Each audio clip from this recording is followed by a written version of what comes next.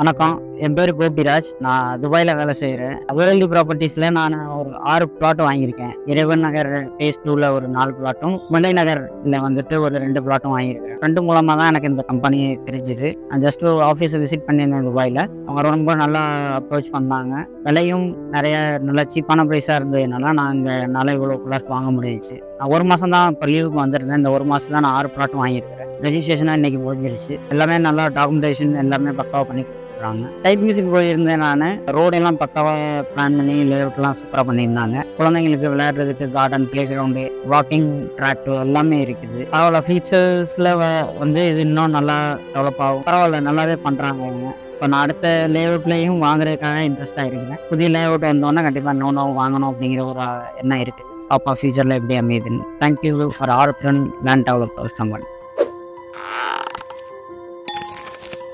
எங்களோட எக்ஸ்க்ளூசிவான அப்டேட்ஸை தெரிஞ்சுக்க ஆருத்ரன் லேண்ட் டெவலப்பர்ஸை சப்ஸ்கிரைப் பண்ணிக்கோங்க.